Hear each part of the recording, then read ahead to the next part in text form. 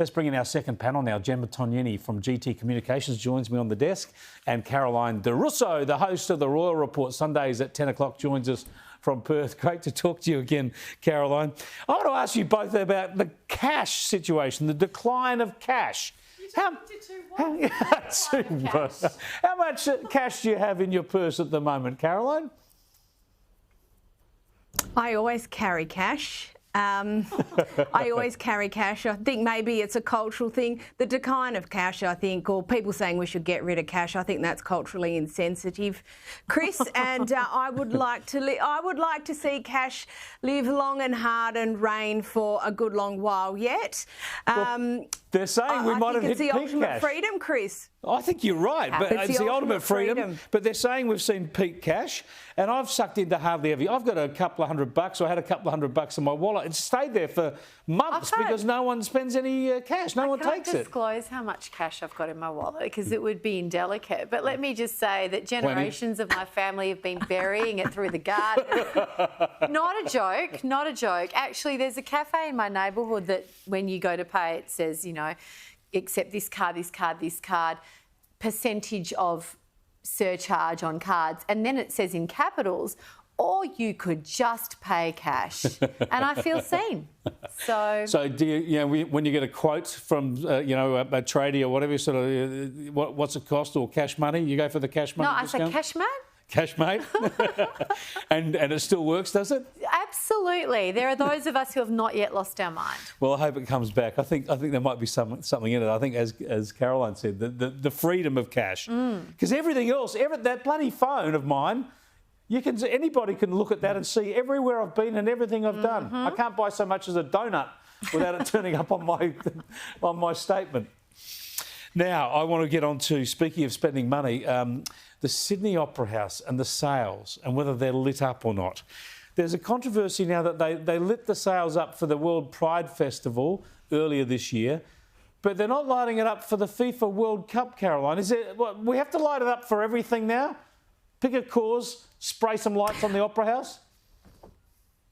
Well, we also didn't light it up, and you'll remember, and no doubt you were devastated at the time, it wasn't lit up for the coronation, Chris, because, it was considered an unnecessary expense. I understand it costs, a bit plus of $80,000 for that exercise.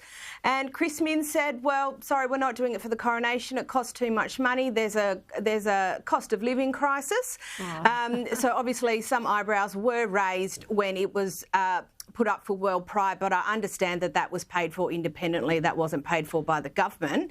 So look, if someone else wants to put the cash forward to light up the sales, knock yourself out. Yeah.